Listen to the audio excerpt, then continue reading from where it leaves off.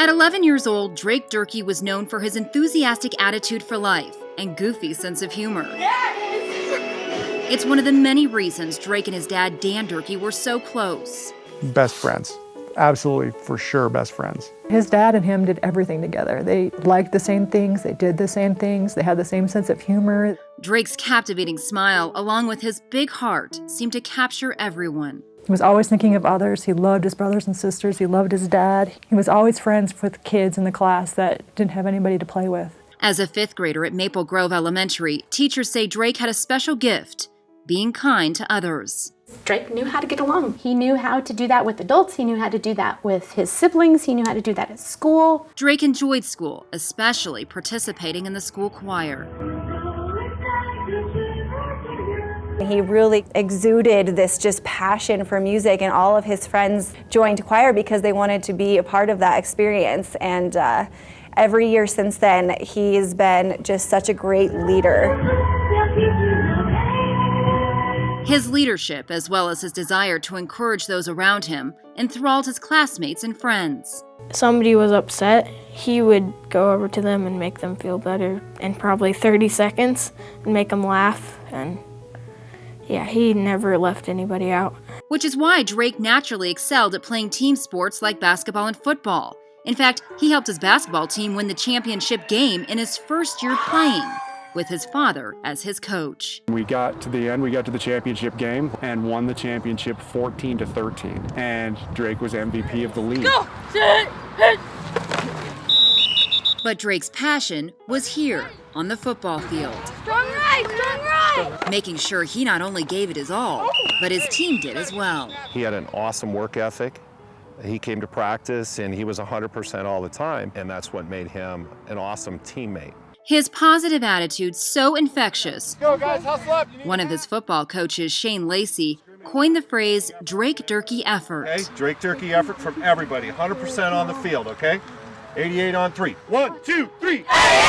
We were really focused on all the players trying to have a what we call a Durkee effort, that 100% perfect effort every game, every practice, giving it your all.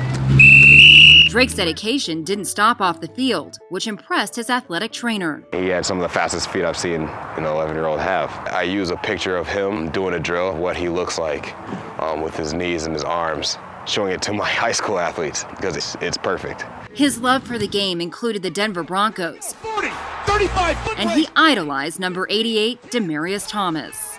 Gotta catch it. I thought y'all had the interception. Ready, set, go.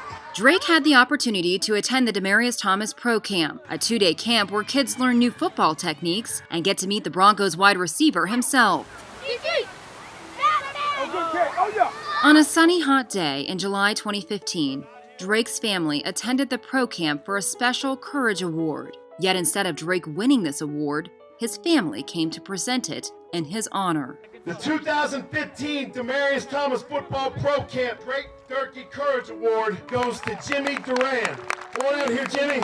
The Drake Durkee Courage Award is the official name of the award, but it talks about having heart and dedication and courage. And we're very honored because we feel like it fits Drake perfectly, and he had all of those attributes in everything he did. It's an award the Durkee family wasn't planning on creating until Drake unexpectedly passed away a month before.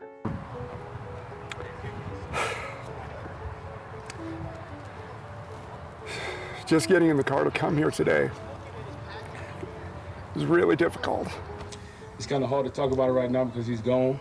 To come here and see the camp and to know how much it meant to Drake and how much he would have loved to be here and be part of it. Drake should have been here and could have,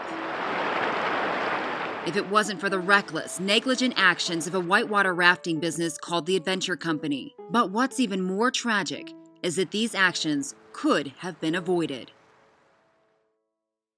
It was June 10th, 2015. Steve Feldy, his wife Kathy Feldy, and their two grandsons, 15-year-old Dawson Durkee and 11-year-old Drake Durkee, were vacationing in southern Colorado. On that day, they went to Salida to check out some hot springs. And found out that it was closed to the public that morning. They were having some kind of a local event, and we couldn't get there and couldn't use it until the afternoon. The group decided to find another activity. So as we walked out of there, it so happened that there was a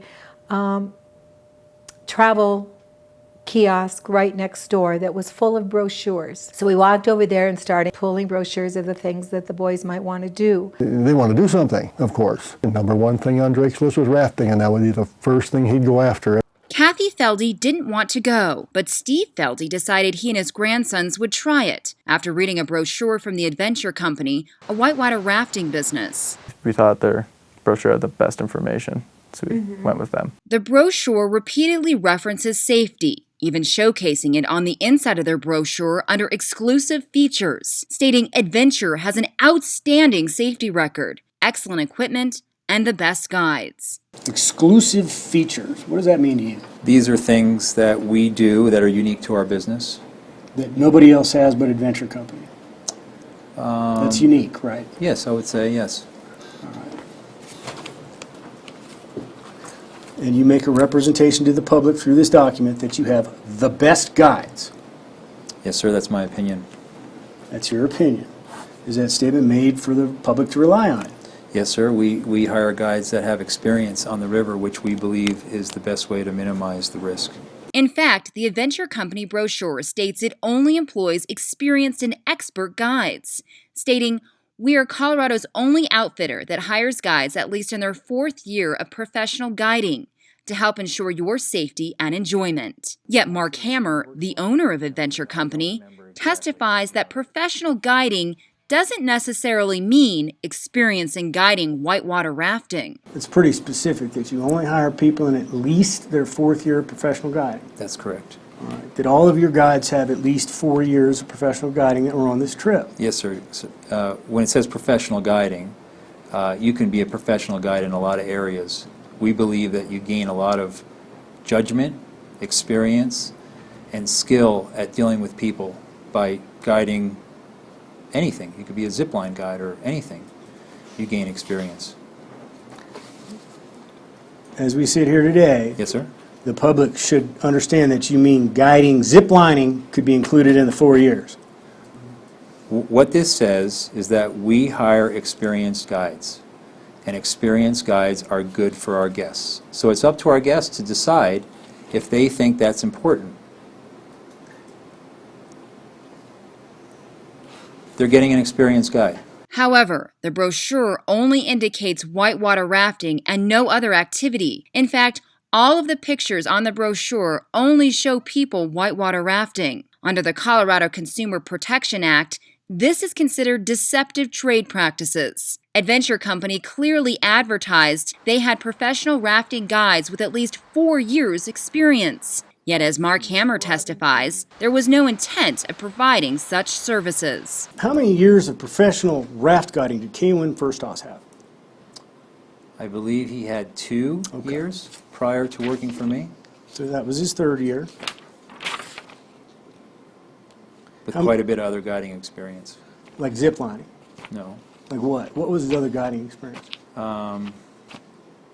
He's been a snowmobile guide. Adventure Company never conveyed to Steve, Kathy, or their grandsons the term professional guiding in the brochure meant other types of guiding experience. Instead, the group relied on the information, not knowing it was misleading and inaccurate advertising. The group also relied upon the brochure for the information about the intermediate whitewater rafting trip called Browns Canyon. The brochure states most of our first-time rafting customers typically choose an intermediate trip.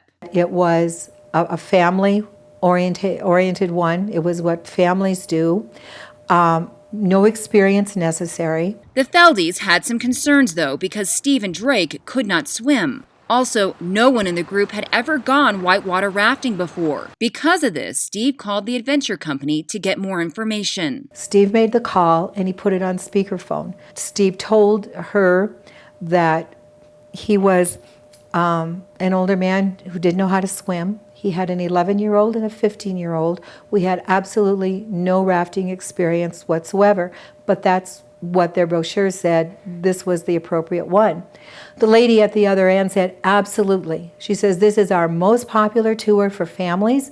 We take people from 50 pounds to 80 years old. The Adventure Company brochure states that the Browns Canyon trip is an intermediate trip based upon the difficulty of rapids on this stretch of the Arkansas River. Rapids are rated using the International Scale of River Difficulty, an American system which determines the difficulty of a stretch of river or a single rapid. Many whitewater rafting organizations use this scale as the standard in the industry, including the Arkansas River Outfitters Association, or AROA, which is made up of experienced and licensed professionals, including Adventure Company owner Mark Hammer. The International Scale of River Difficulty grades rapids into 6 categories, each referred to as a class followed by a number. Class 1 requires no skill level. Class 2 requires basic paddling skills, while Class 3 requires experienced paddling skills. Class 4, you need to have some advanced whitewater experience. And Class 5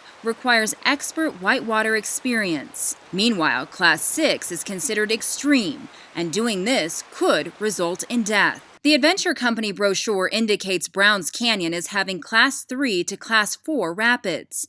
It also states there is no experience necessary to do this trip. However, according to AROA's 2015 media kit, Class 3 rapids require a skill level of experienced paddling skills, and Class 4 rapids require some advanced whitewater experience. Remember, Steve and his grandsons Dawson and Drake had no experience, and Adventure Company states most of our first-time rafting customers typically choose an intermediate trip. Rafting expert Robert B. Kaufman, who has over 40 years' experience in the rafting and boating field, says the Browns Canyon was not an appropriate trip for Steve and his grandsons. I would not rate this as a beginning trip, no. Big Drop is rated normally as a Class 3, probably because of the hazard. I would rate it even higher because of the undercut rocks at the bottom that are in direct line with somebody coming out of a boat. I would probably rate that as a higher just simply because of the hazard that is involved. Kaufman says the class of a rapid is not fixed and can change based on the level of the water flow. Furthermore, Kaufman says professional guides should know this and discuss this with their clients, especially in the month of June, because that's typically the time of year the level of flow rises on the Arkansas River. Knowing the river level is like fundamental. I mean, that's like checking the weather report. Yet no one told Steve or his grandsons of these hazards when Steve purchased the Adventure Company's recommended Browns Canyon package. We booked the tour on the phone, and we paid for it with a credit card on the phone. And the group then drove to the Adventure Company located off U.S. Highway 24 in Buena Vista. Drake and Dawson and I walked in the office. Steve spoke to 2 women employees of Adventure Company and told them about his concerns with the rafting trip. I told her again, I can't swim, and the boys aren't great swimmers. You know, is this something we should be doing? Oh, you'll be fine, don't worry about it. Oh, both of them, don't worry about it. You'll be just fine. Steve says one of those women he spoke with was Kristen Vetter, who would later be assigned to be their rafting guide. Vetter understood that Steve and Drake couldn't swim. In fact, she documented it in her statement stating grandfather non-swimmer, grandson Drake non-swimmer. Yet, even with this knowledge, she proceeded to allow Steve, Dawson, and Drake to move forward with the excursion. And it was Vetter's statements coupled with the specific representations made within the advertising brochure which the group relied upon to continue to proceed with the Browns Canyon trip. I checked on the equipment we needed, and they advised us to rent wetsuits, so I did that. In the meantime, Dawson and Drake were looking forward to their first whitewater rafting trip. We were both pretty excited. It was going to be fun. Closer to when the trip started at around noon, Adventure Company employees undertook the duty of outfitting Steve, Dawson, and Drake with wetsuits and helmets. Afterwards, employees also attempted to properly size each of them with a personal flotation device, or PFDs. Adventure Company requires all rafters to wear PFDs to ensure their safety in an event they are ejected from the raft. Steve says he and Dawson were fitted first before Drake. They kind of fumbled around a little bit with Drake's. They put 2 or 3 different ones on him before they found one that they were happy with. They asked him what he weighed, and he told them 100 pounds. And he was kind of stocky for his size, so for his age and for his height, so they were having a little hard time with it. Experts believe the adventure company insufficiently outfitted Drake with a 20-year-old PFD. The current condition of the PFD did not meet the minimum safety requirements for such devices imposed by the state of Colorado, as well as the United States Coast Guard, or USCG. Compared to a new life jacket, the PFD issued to Drake was dangerously deteriorated and structurally degraded. It also no longer displayed the warnings and advisements intended by the USCG. The key indicator that a life jacket is showing wear is that it begins to turn color. It gets lighter, it turns white. It's a visual cue that is used to judge the fitness of a life jacket. It occurs because of the ultraviolet light from the sun and from exposure. It is a key indicator that the life jacket should be replaced. Once outfitted, employees insisted Steve and his grandsons leave all of their personal items behind. Well, you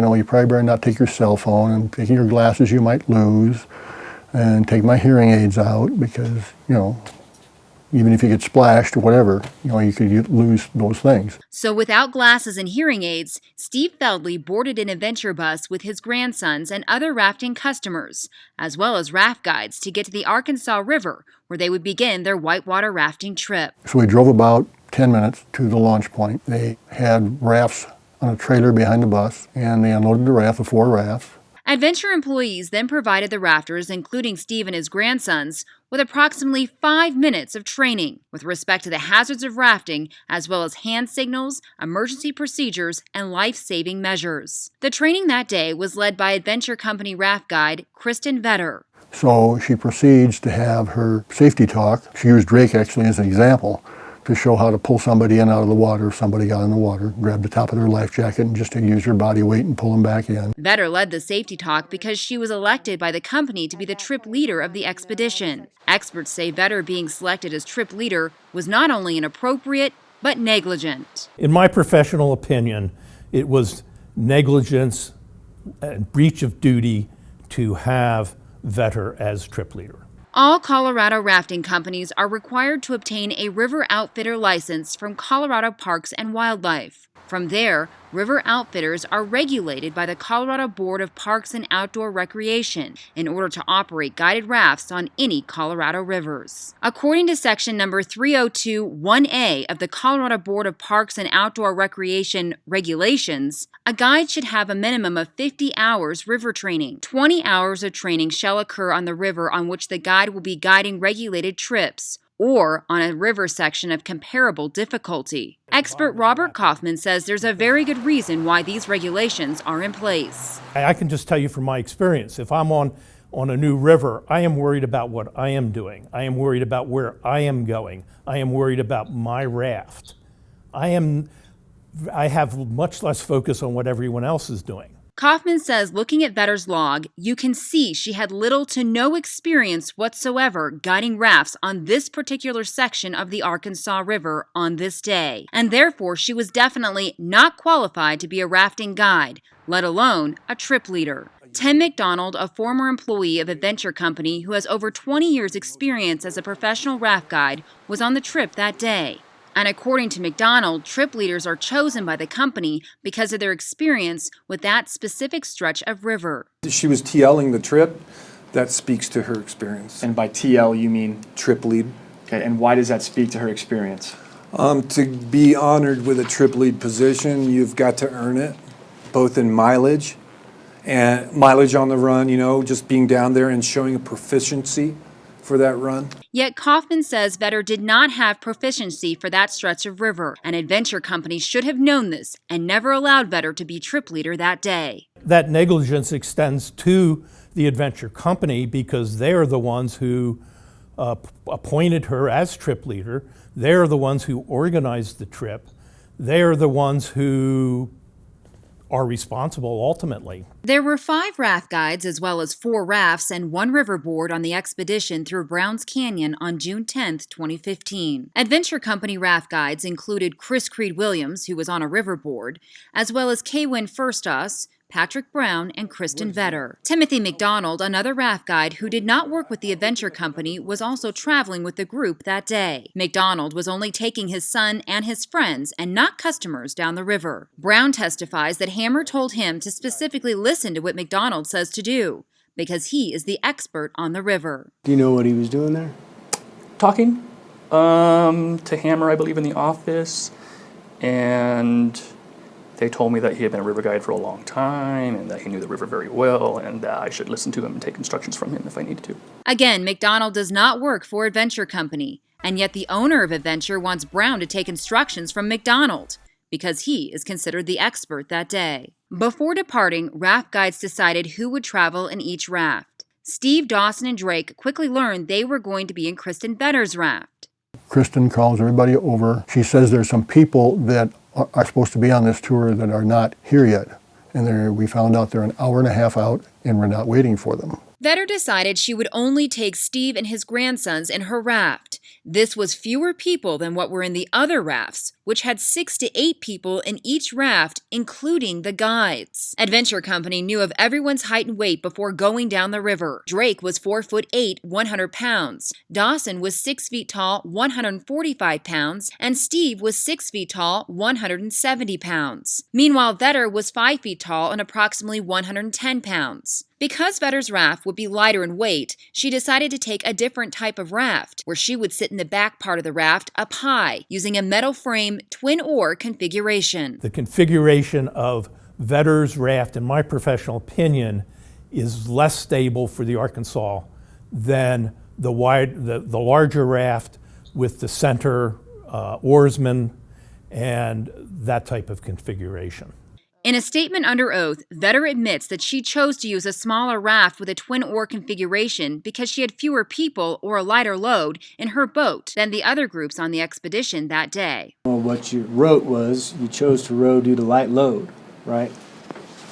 Like 3 people, and just saying that it would be better, more maneuverable to have oars on that boat at that time, and also it was the choice. Yes, that is what that statement says. The type of raft, as well as the weight of the raft Vetter decided to use, is important because of the rough and high water conditions on the Arkansas River that day. According to a Colorado Parks and Wildlife report, the 2 water flow gauges near the area of where the expedition was taking place both showed the Arkansas River's water flow was high. This means the water was running faster. Specifically, it was at or above 3,800 cubic feet of water per second.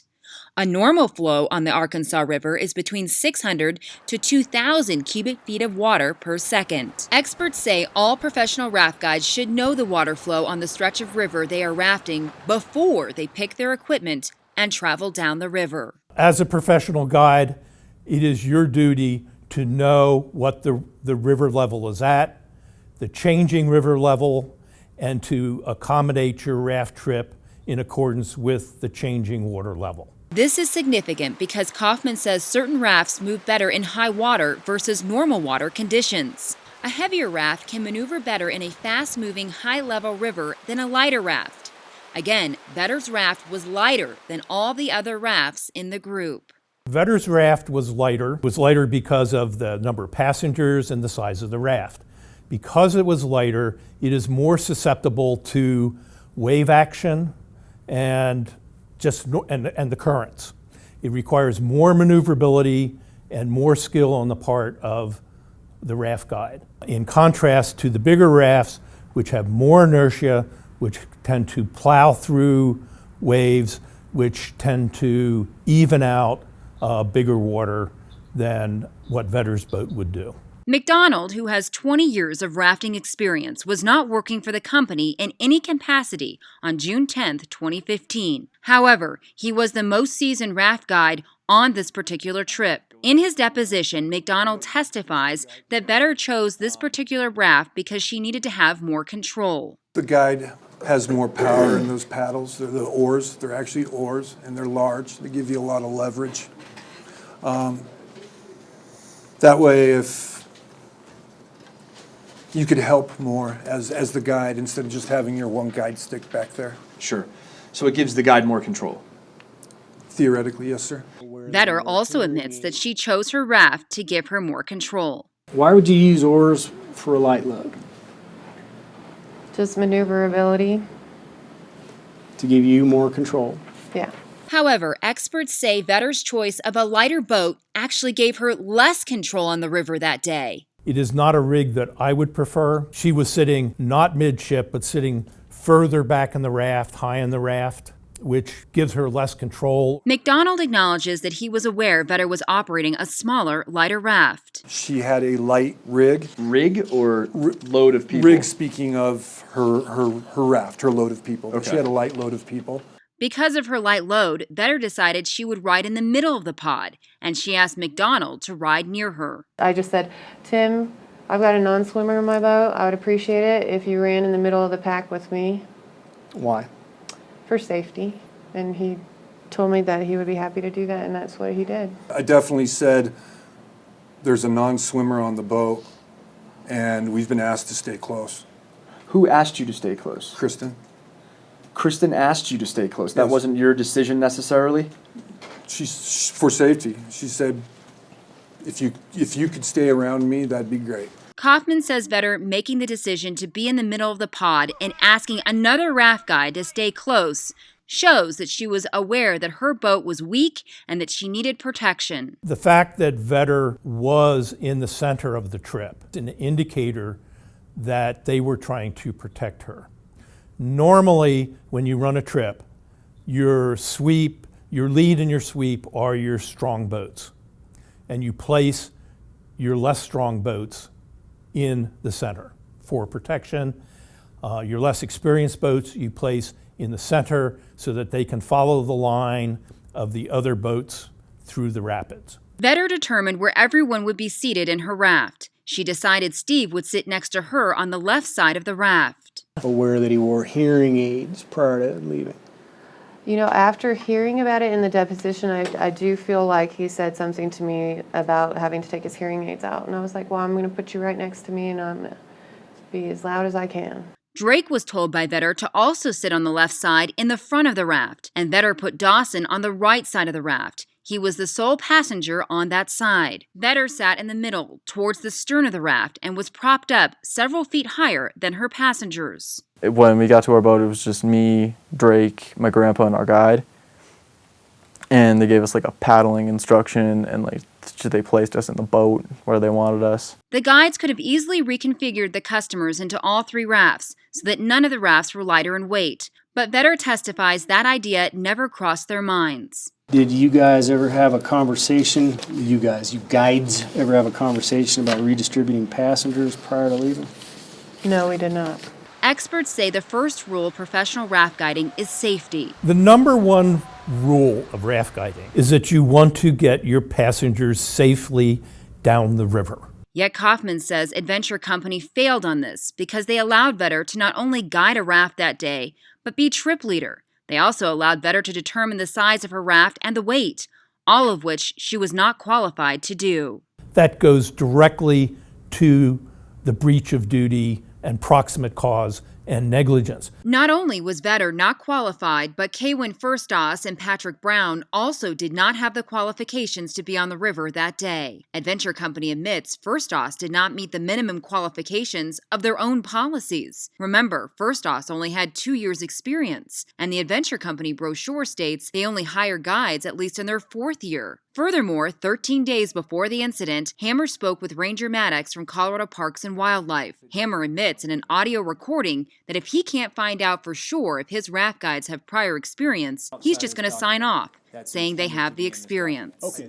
There are situations where you can't get an instructor sign off. For example, we've got a guy that came over from Buff Joe, worked with Buff Joe the last 5 years or something, and she's put in requests, and JV's not answering her calls and so forth, and so we'll recreate it, and we'll say, yep, we verified that she did work there in that time.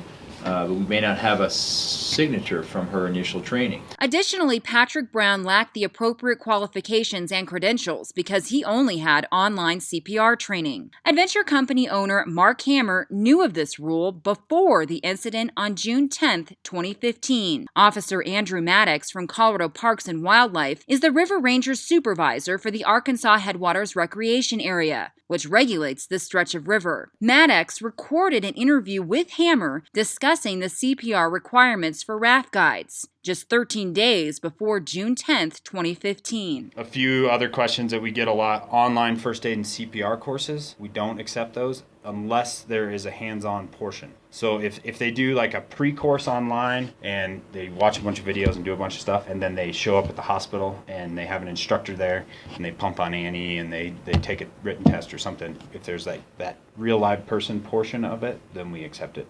But if it's just sit through some click through videos online and print you off a card, we don't take that. So makes sense.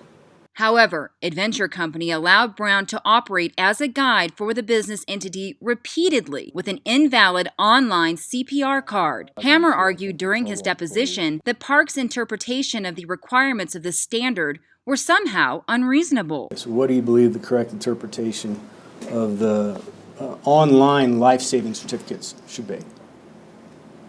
What do I believe the correct interpretation of an online? Yeah, Patrick Brown had an online CPR certificate, didn't he? Yes, sir. Okay, and you were told May 25th of that year that that was not appropriate, weren't you? Yes, sir. And why did you allow him to raft with an online CPR certificate, knowing it was inappropriate, according to Ranger Maddox? So, according to Ranger Maddox, he doesn't make the rules. And the rules are as written. And I don't collect the records from my guides at my company.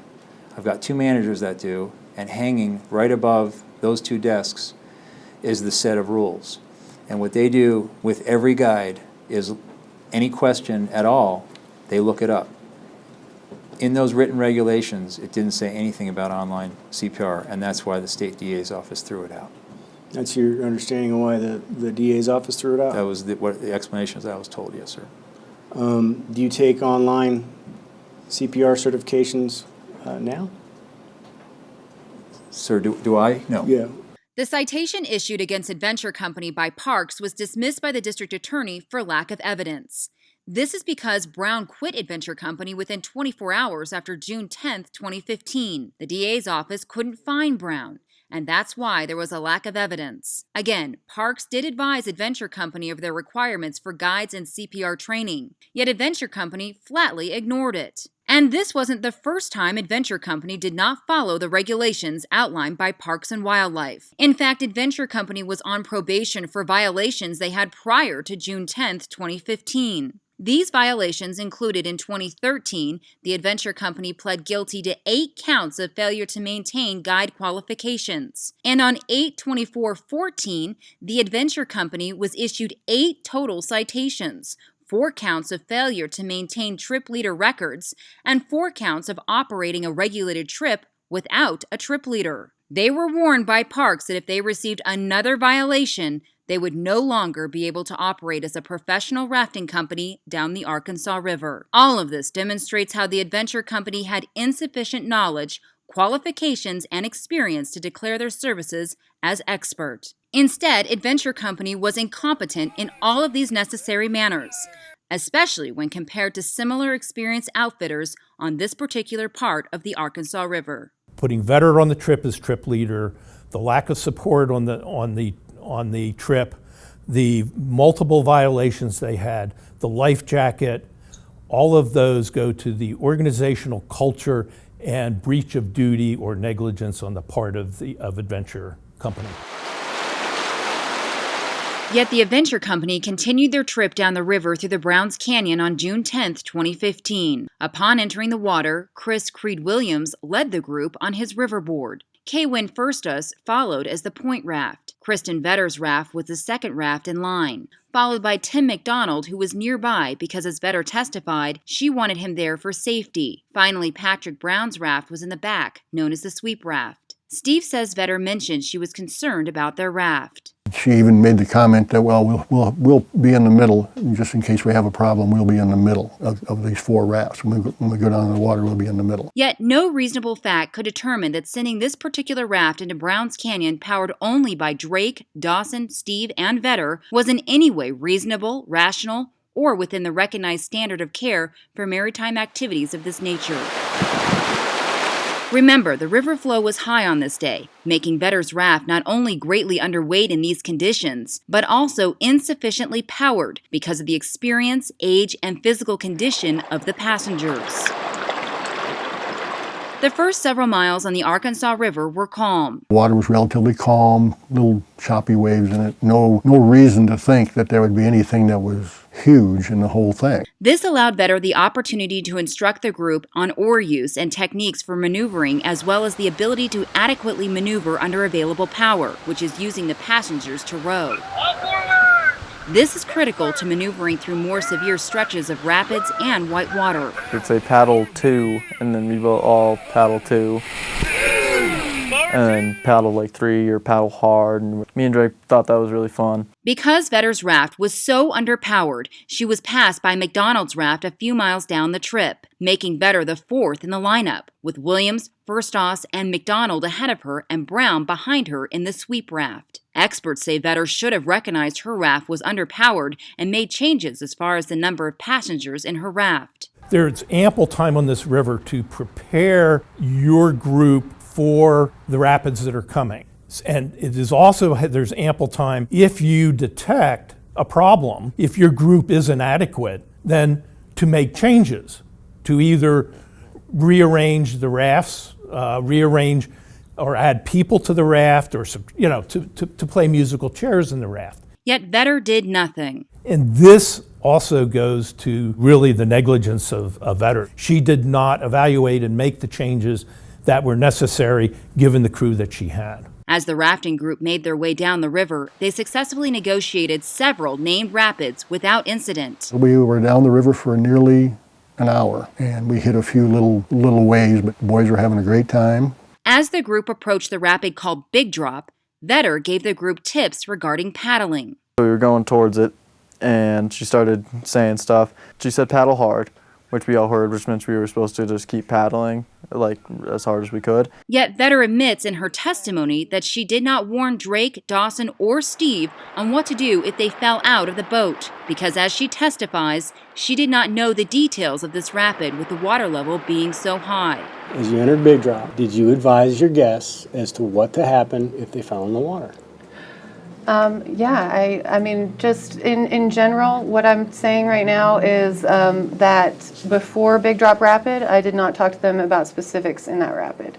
That strainer was a new strainer. I had not seen that strainer before. That happens a lot as water levels fluctuate. All right, so you didn't know it was there. I did not know that strainer was there until that run. Well, if you didn't know it was there, you didn't know it was there. You couldn't tell anybody about it, right? Yeah, but anyway, yeah. Williams was the first to negotiate Big Drop Rapid on his riverboard, then Firstoss as Point Raft. Both traveled the right line to get through the rapid. McDonald also took the right line through the rapid and made it safely into an eddy on River Right. Rafting and boating expert Robert Kaufman says because the water level was high that day, at or above 3,000 CFS, the correct way to successfully negotiate Big Drop was to go river right of the rapid. The white line going through Big Drop Rapid in this diagram shows the appropriate line, which is river right. At above 2,500 cubic feet per second, the designated route is on river right. So in other words, you hang tight on river right. River right is looking downstream, so that you come around the bend, avoid the big diagonal wave out in the center, go through there's a fairly big wave as you go down through the drop, and then you work your way across the main current to the inside of the bend to avoid the bend at the bottom of the rapids. McDonald testified that he went river right and wanted Vetter to follow him river right through the rapid. That you wanted Kristen to go right on Big Drop because of the volume of water. That is a statement that was attributed to you telling the investigator at the headwaters. Sure. Is that correct? Sure. Okay. And that you wanted her to follow you to the right of Big Drop. Is that correct? Because you were going in front at that time is what it sounds like. Yeah, it's not that I was, because I had no I had no communication with her. So I avoided the rapid. It's a difficult move to do. You can get it. I avoided the rapid and was hoping that she'd be able to maneuver to get over with me. Yes, sir. Kaufman says McDonald stating that he hoped Vetter would be able to maneuver to get over with him suggests it was known that she did not know the rapid and what line to take. Furthermore, it shows she should never have been trip leader. This goes directly to her inability to really be trip leader. She doesn't know the river. She has other people trying to protect her. And again, this goes to a poor organization, organizational structure, and poor management. Vetter, who was behind McDonald, began to approach Big Drop, but instead of going right of the rapid, as those before her had done, Vetter's raft begins to go left. She gets to near this drop where this rapids is, and she starts losing control of the raft. The back end of the raft starts to swing to the left toward the rapid, and she's hollering, "Paddle hard." Unaware of the danger, Steve, Dawson, and Drake continued to paddle. Drake had turned around and looked at me and just grinning from ear to ear. And this was the last time that Steve saw Drake alive, because at that next moment, Vetter was unable to completely maneuver around the rapid and follow the prior rafts. Instead, she allowed her raft to strike the hydraulic standing wave broadside, which immediately ejected Steve and Drake into the river. My estimation is that the raft hit the wave, probably pointing with the bow pointing downstream, and basically hit it sideways with the bow kind of pointing downstream. When she was sideways and going towards that hole right there, kind of what I sometimes refer to as the event horizon, that spot where you're there, I said, "That's not good." Vetter's boat was now on the line going river left, and according to Kaufman, Vetter hitting the wave sideways and taking river left is the reason Steve and Drake were thrown into the river. The evidence indicates that she probably did hit it sideways. The fact that Vetter was offline is the direct cause of the passengers being ejected. In a case report done after the incident by Colorado Parks and Wildlife Officer Andrew Maddox, his findings discuss how Big Drop Rapid has different standards of runs at different levels. At low to medium flows, 600 to 2,000 CFS, the traditional line is to run far left to avoid the wave hydraulic. Yet as levels approach 2,500 CFS and above, the characteristics of the rapid change. The wave hydraulic becomes larger and closes off the left line, making the standard line above 2,500 CFS far right. Prior to the 6th, most rafts would run a left line, but after the 6th, the standard line shifts to the right line. Vetter's raft was witnessed by passengers in McDonald's boat being far left. In a recorded statement to Chaffee County Sheriff's Office, McKenna Russin, a passenger in McDonald's boat, told a deputy what she witnessed. There's this one part, I think it's called the Big Drop or something, and you're supposed to go to the right side of it to avoid the left. And so we went first, and then we kind of turned around and saw, and it looks like they just got a little off track. And I saw both the dad, I believe, and the boy go out of the boat.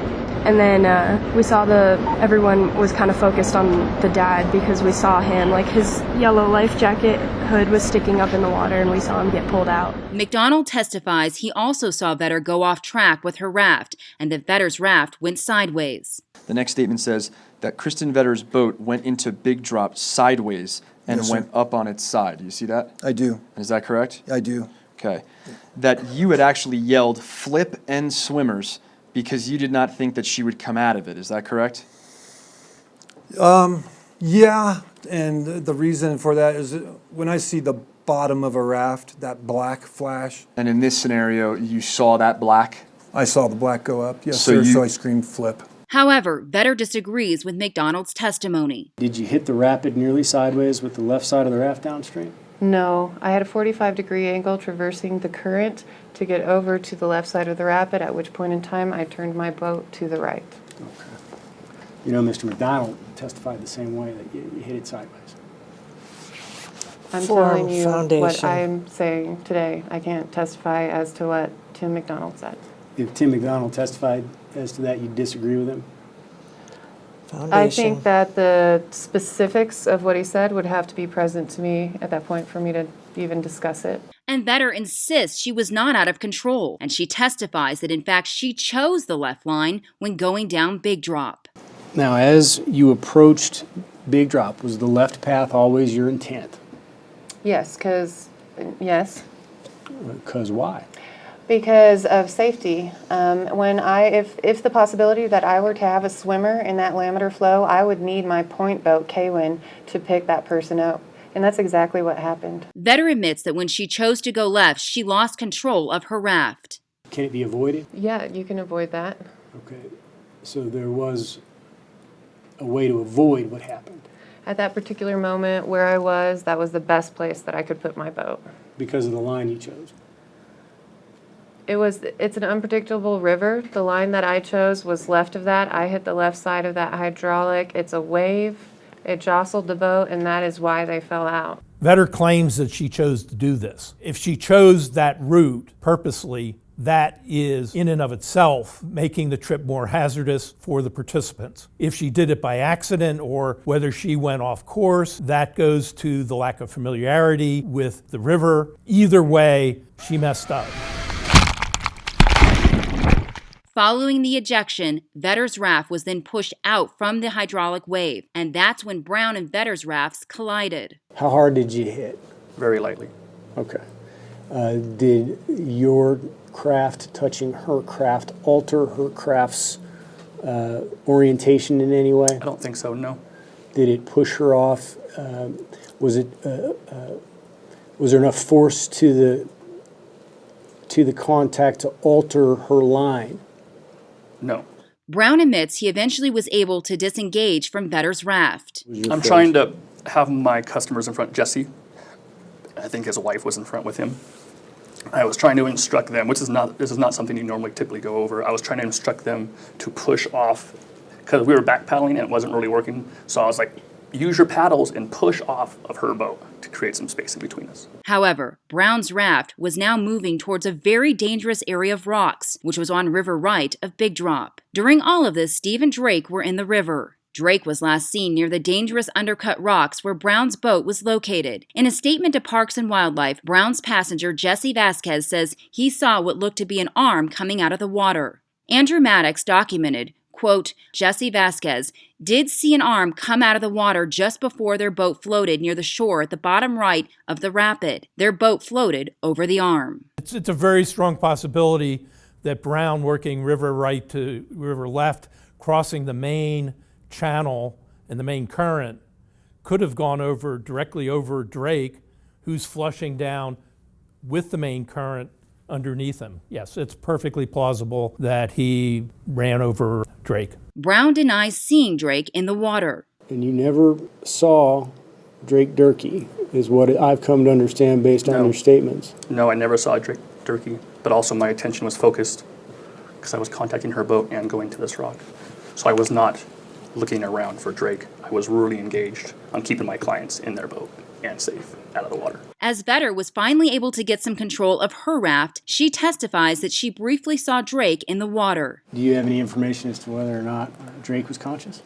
Only speculation. Okay, so you don't know. No. Did you actually ever see him flail his arms? I don't know if flail is the right word. He was definitely reaching out when I saw him. This was the last time Drake Durkee was seen alive. At this point, Steve had moved downstream from Brown and Vetter's raft. Once I got in that water, for several seconds, I had no idea what was going on. I knew that water was deep, and I had no idea how far underwater I was. I thought, I don't know if I'm going to get out of this one or not. And all of a sudden, I pop up out of the water. Life jacket apparently pulled me up out of the water. But instead of going after Drake, Vetter testifies she was more concerned with rescuing Steve. Did you ever give any consideration to go to Drake, or was it always Steve that you had intended to get? No, it was always Steve. I was, someone's going to get caught upstream of a strainer, and Kwin would have been downstream of it. So if Steve had in fact hit that strainer, somebody upstream would be the person that would be able to get that person off, not a person downstream. Fortunately, Steve went just to the left of it, and Kwin was able to just pick him up right there. I turned around, and just with a few strokes, I got over to the boat. There was a blonde guy in the boat. He grabbed me by the top of my life jacket and pulled me in the boat. And of course, I'm completely out of air. I'm an old man. I'm completely out of air. Once Steve is rescued, Vetter never looks for Drake in the water. Instead, she does a hand signal to Brown, tapping the top of her helmet. Being on this rock really slowed me down a lot. I was there, and when I pulled down, I remember seeing Kristen, and she tapped her head like this, and she thought that I had picked up the victim by doing that. But that was me telling her I hit a rock and didn't flip more than, so that's where All right. she got confused, I guess. Did she do that while you were engaged on the rock? No, I was already heading down to the eddy. That sign, that signal is barred by the whitewater community from the divers, and tapping your head like that means I'm okay. Kaufman agrees with Brown that Vetter is confused, and Vetter doing a hand signal at that moment was inappropriate. Vetter even admits in her deposition that the hand signal was not what she should have done when a passenger in her boat was in the water. Is there a special signal for a swimmer? Hand signal? It varies throughout the country. I find it's regional. What is the regional for here in Colorado? For here, what we do is we blow our whistle and we're saying swimmer and yelling and pointing at the swimmer.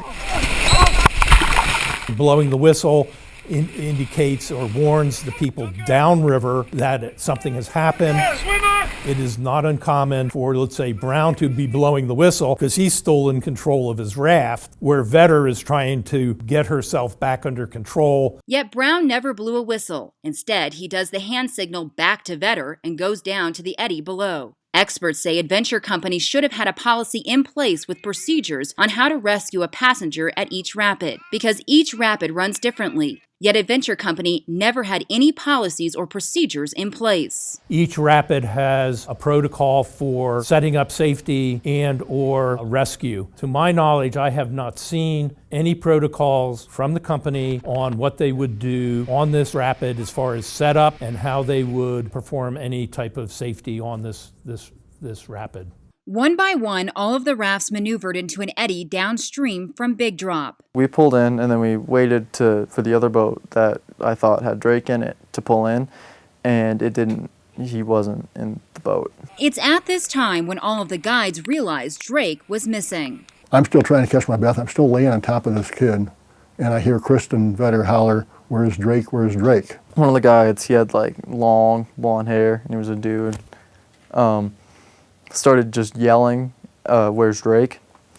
Like he first said it kind of calm, and then it just kind of escalated. At this time, Jesse Vasquez, a passenger in Brown's raft, spoke to Brown personally that he had seen Drake's arm in the water and tried to show Brown in the water where he had seen it. Vasquez then asked Brown if Drake could still be in the spot where he saw his arm, and Brown told him no. Vasquez shared this information with Parks and Wildlife River Ranger Andrew Maddox in a recorded interview after the incident. Because I had told Patrick when we saw that, like, well, I saw an arm come out of the water, and he goes, "I didn't see that." I said, "It was definitely there." And I said, "Is it possible that whoever that was is still there?" And he goes, "No, the river's moving too fast.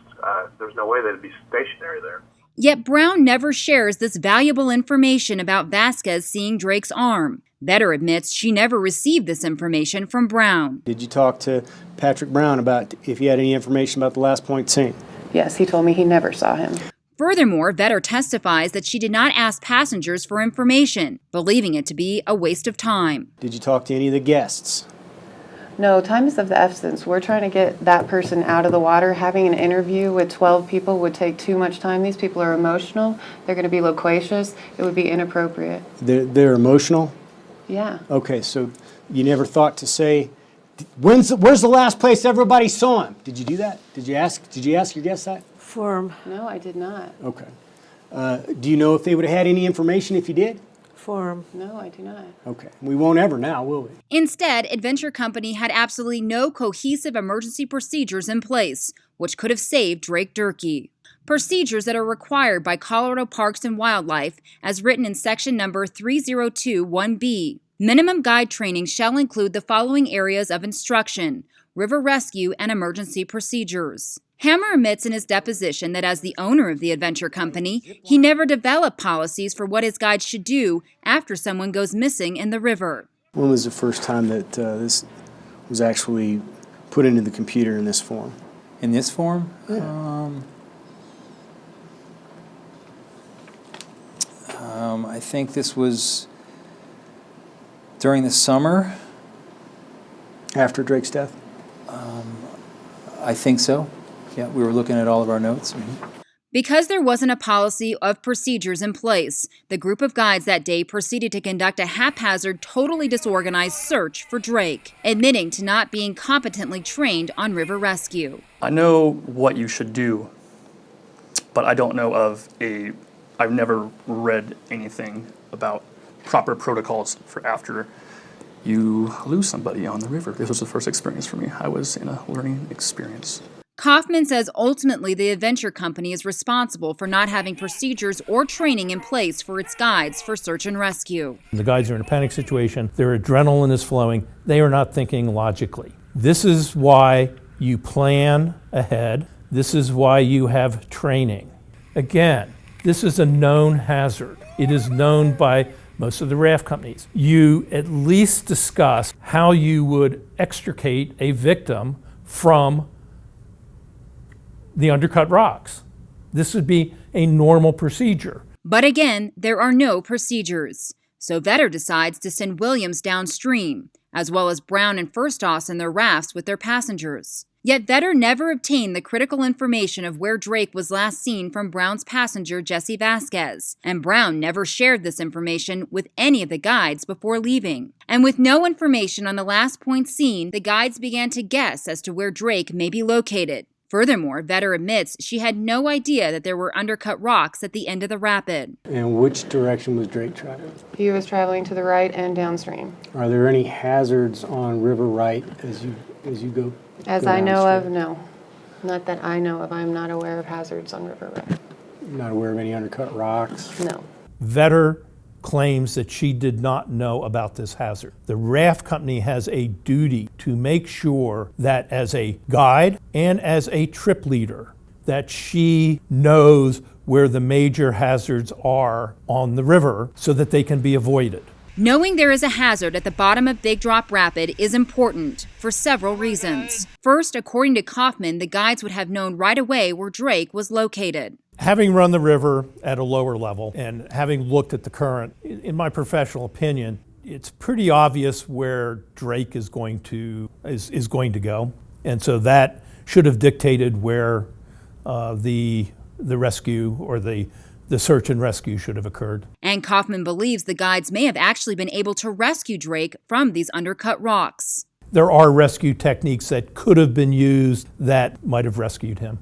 Furthermore, had Vetter known of the hazard, she could have prepared her passengers for what to do if they fell out of the boat to avoid the undercut rocks. Had she known, which she had a duty to know, then she would have warned, and as the other raft companies do, they forewarn of the hazard and what the passenger should do, which is swim to the inside of the bend if you come out of the raft, so that you avoid exactly what happened to Drake. And because of this, the adventure company is negligent. You have the company which is not training their raft guides appropriately or training their trip leaders effectively and are not communicating to their in this case the trip leader where the hazards are and how to avoid the hazards so that this trip leader could be adequately prepared to either raft a trip or to guide a trip or to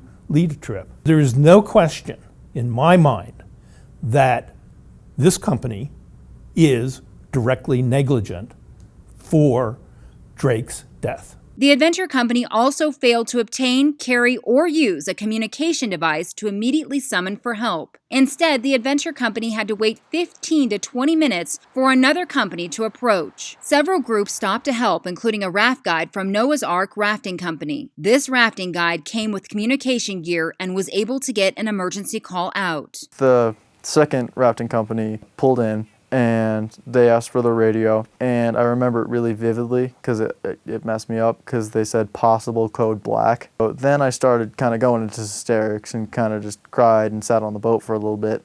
So there is no communication device known to man that can get a transmission out of that where this happened? No, sir. Nothing? Not that I'm aware of, sir. Yet rafting and boating expert Robert Kaufman says when he went to Big Drop after the incident, he had no problem getting cell service in the area. This stretch of the Arkansas River had 2 to 3 bars through everywhere that I tested. They had cell phone communication. They didn't even need a radio phone to communicate. This again goes to poor management culture, a lackadaisical attitude towards safety, and so forth. While another rafting outfitter called for help, the most experienced guide in the group, Tim McDonald, who again was not an employee of the adventure company, decided to engage in a very risky, dangerous rescue called live bait rescue. Can you explain what a live bait rescue is? I sure can. It's a specialized rescue technique for swiftwater rescue. Extremely dangerous to do for obvious reasons. You're tethered. But it's utilizing a fixed rope, whether it's attached to the shore or it's being held by crew on shore. It's used to allow you to swim into a feature and have assistance on shore to pull you out of that feature once you've gotten once you've accomplished your task.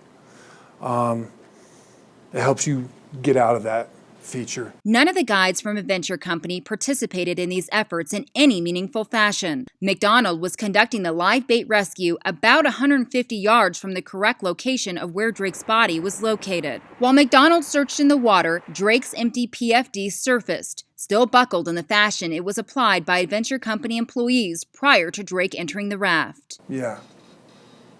When it came up, I realized that Drake was now without, I knew it was Drake's PFD because it had his little camera attached to the buckle on the front.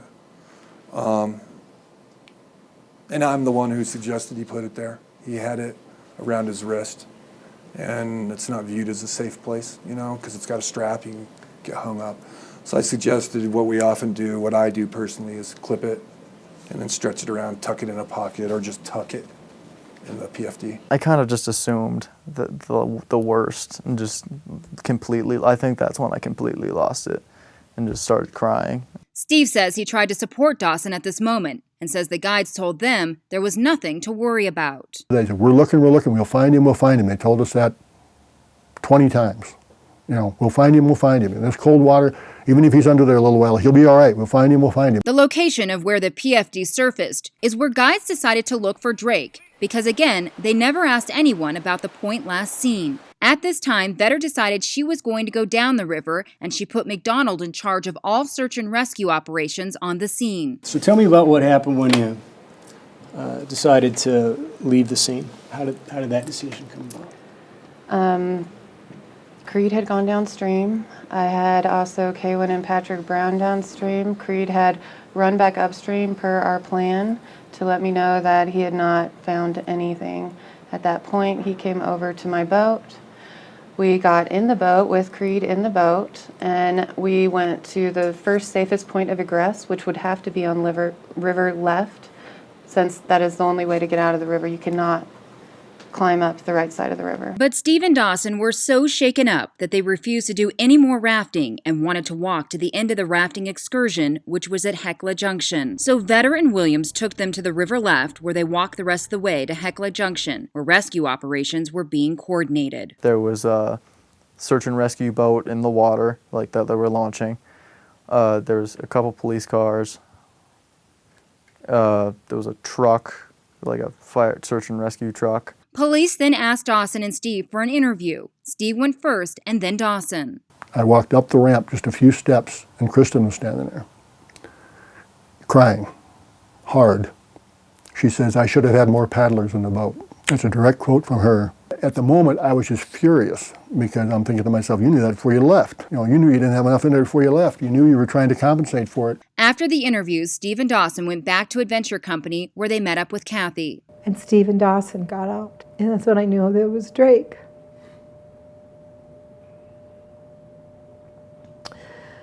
And I went over and I held Dawson. And I took Dawson over and sat him down. Steve says he called his son-in-law, Dan Durkee, to tell him what happened. And I immediately called Dan, which was the hardest phone call I made in my life. I said to him, how long has he been missing? How long since he fell out of the boat? And he said, about 3.5 hours. In a number of bad moments, that was in the top couple worst moments of my life, for sure. That moment right there, because as soon as he said that, I mean, I work in emergency services. I do this all the time. And as soon as he said he's been missing for 3.5 hours, I mean, I knew there was almost no chance that he was still alive. A few hours later, Dan and Melissa Durkee arrived at the adventure company. The first thing I did when I got out of the car was hug my older son.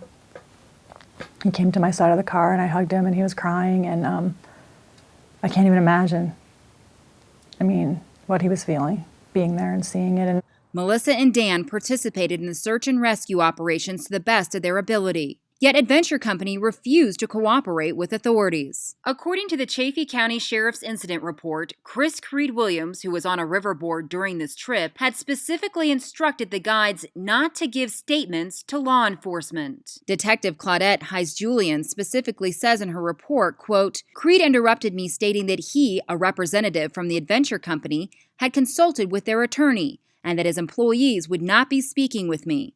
He then instructed his employees not to speak with me. Williams testifies he did this because the guides were emotional. You have emotional guides. You have emotional people. I think it's, common knowledge might be too far, but emotional people say emotional things. And you wouldn't that want they them, may not be true, may not be accurate. or that they would regret later.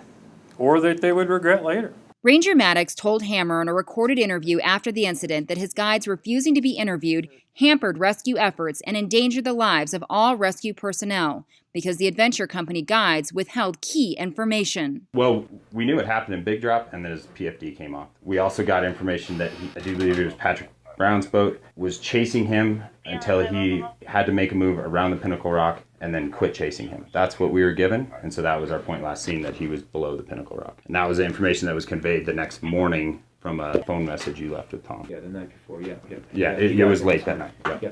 So, but here's my problem, is that what you're really determining is that we were not helpful. And I'm stating the facts that interviews guides were not interviewed, and they refused interviews at the takeout. That's what happened. While Mark Hammer did speak to authorities the day of the incident, there was little information he could give because he was not on the raft trip that day and had no idea where Drake was last seen around Big Drop. Furthermore, Hammer admits that Adventure Company does not have a policy for guides to speak with law enforcement after someone goes missing in the river. No, sir, we don't have a policy that specifically talks about, again, we do that, yes, we communicate with law enforcement once we understand the situation and they need to be called, with regulation, according to our regulation.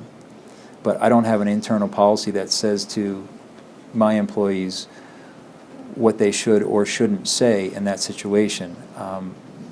I hire good people that are meant to use their brain and to do what they think they need to do in each situation. And because rescue situations are often different, depending on the circumstances, I really want these employees to be able to use their judgment. There is also evidence that the Adventure Company conspired to cover up the true facts and circumstances which killed Drake Durkee. Adventure Company intentionally attempted to conceal the life preserver until finally being ordered by the sheriff's office to produce the vest.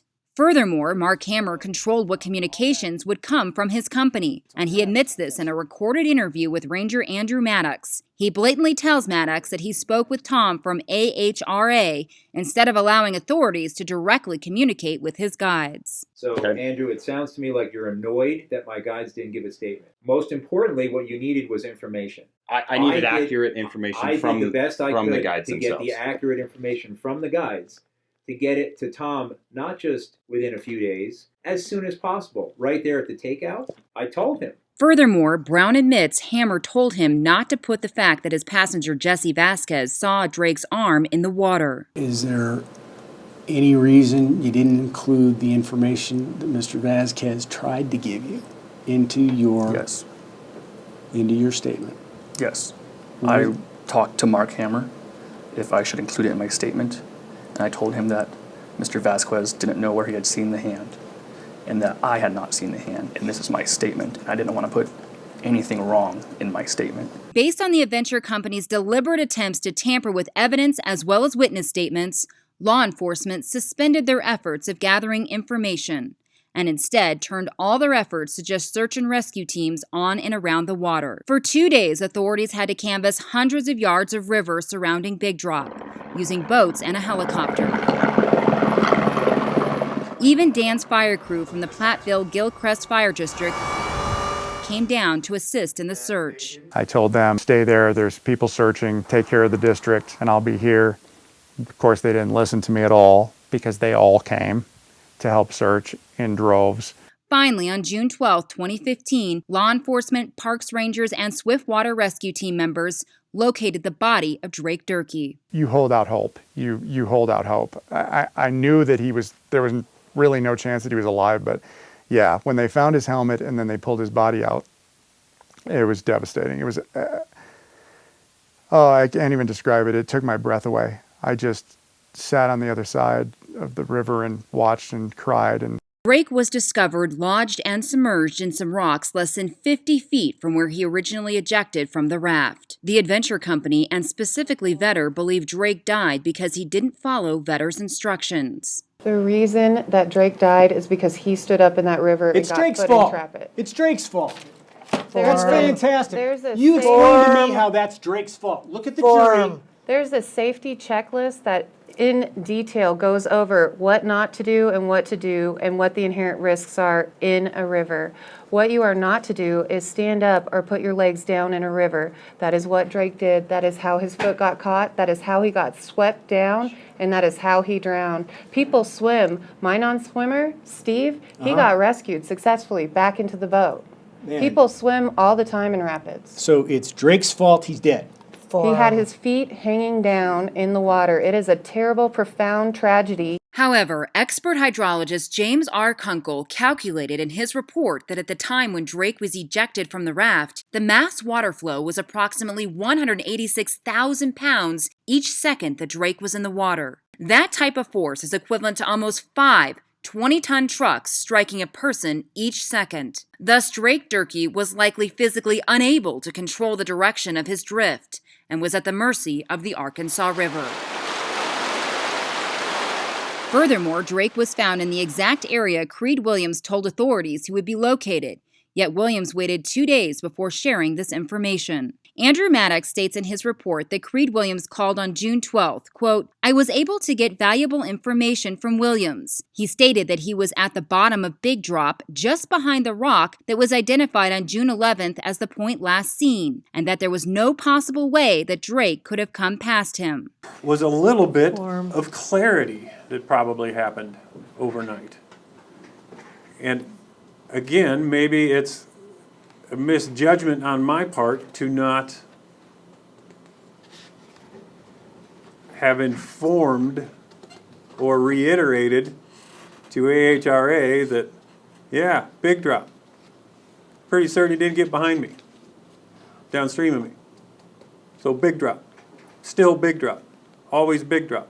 Again, Drake went missing on Wednesday, and it wasn't until Friday that Williams shared this information to authorities.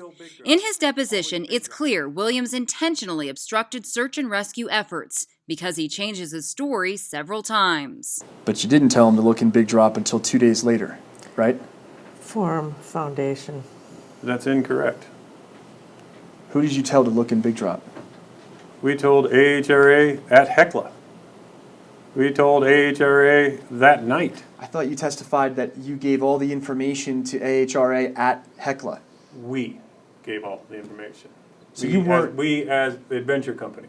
And that meant Mark, who was not at or on the trip and at the location where Drake came out of the boat. Forum. Again, sir, I don't...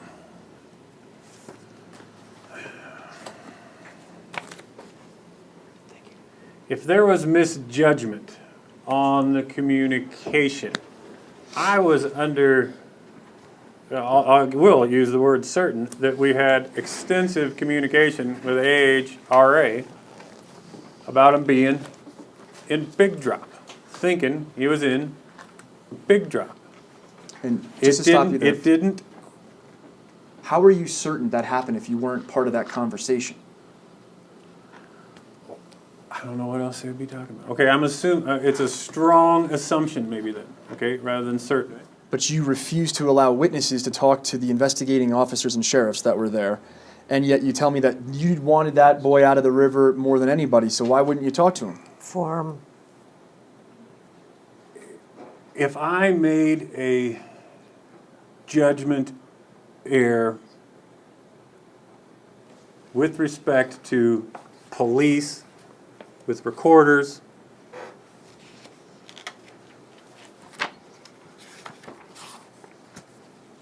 I don't know why. It sounds like the same question and the same answer, but please go ahead. What was my question? I don't know. I'm Well, sorry. What was the same question? About informing people they didn't have to make a statement. Is this funny to you? Absolutely not. Hammer also admits in an email to AROA 3 days after Drake was found that he knew where Drake was located, even though the official report wasn't released until 2 months later. Hammer states, as more details come out about the undercut on the right bank at the bottom of Big Drop where the boy was found, I want to be sure that everyone is aware of this high water hazard. Hammer also copied 2 rangers on this email who were not sure how he got this information, and they assume Hammer must have known all along where Drake was located. Additionally, Drake's body was discovered in the precise location that Brown's passenger Jesse Vasquez reported seeing the arm in the water. Since they wouldn't talk to the sheriff for 2 days or any of the search and rescue party, no one knew that, and no one knew about seeing the arm in that exact spot until then. So we searched for 3 days, and they basically knew right where he was the entire time. Drake Durkee was pronounced dead at the scene, and a subsequent autopsy report confirmed that he died of drowning. And I went and saw him, and it was the hardest thing I've ever had to do. Kaufman has concluded and will opine that the wrongful conduct of Hammer, Williams, and the Adventure Company constitutes grounds for punitive damages for the wrongful death of Drake Durkee. Look at this one. This is something that you didn't know about him. Life has not been the same for the Durkee family. But we've tried to get out of the house, and one of the problems we have is if we do something that we used to do with him, then it's sad because he should be here, and we remember the time that he did do that with us. And if we try to do something new, then it's, well, he should be here because he would like it. Which is why they stay home most days. It's incredibly hard when you were as close as we were, and then that person is not in your life anymore. Especially how young he was. It's undescribable. Reflecting on pictures around the kitchen table, it's clear Drake is missing. We haven't looked at any of these photo albums since this happened. And because of this, the Durkees don't spend as much quality time together as a family. We've been forced to kind of help run the house because my parents just aren't capable of doing it all. They're so crippled by sadness. It's been especially difficult for Dan. They were each other's best friend, which is why this is so hard for my husband, because he would come home from work and play with them, and they'd do football, and they'd do basketball, and they played games, and they'd watch shows, and now my husband comes home and sits in the corner in his chair. You know, I haven't touched a football or basketball or done anything like that since this happened. Yet, when they are together, the family is focused on building a legacy for Drake. They had bracelets made which say Drake 88, Broncos player Demaryius Thomas's number, which Drake adopted as his own. You know, he got bracelets made with Drake 88, and that means so much to me. I probably wear this forever. I don't know when I take it off. We're gonna do a raffle. From hosting fundraisers to poker runs. Nice answer. To selling t-shirts that were designed using words that describe Drake. We put these words together and came up with a t-shirt in a way to show off how special and what an amazing person Drake was. All of the proceeds going to the Drake Durkee Foundation, a 501(c) nonprofit, which recognizes children who connect with others through kindness and compassion. The main thing that I want people to know about Drake is his heart, that he wanted everybody to feel loved, and he was friends with the people that nobody else would be friends with. And that's what we have to figure out, is how we're going to continue that. To this date, the foundation has given money to Drake's elementary school's music program, which Drake loved. It also supported an outdoor lab where students assisted in building a bench in Drake's honor. But that's just the start. We're up to 65 total. The Durkees hope to help many more. I really appreciate the support from the community. That's a call. $50 to you. As Drake would have done, and he could have done, if it wasn't for the negligence and recklessness of the Adventure Company on June 10th, 2015. It's hard to deal with when they knew it. It didn't have to happen. How's it gone today? Hard? Yeah. It's a day that changed the Durkee family forever.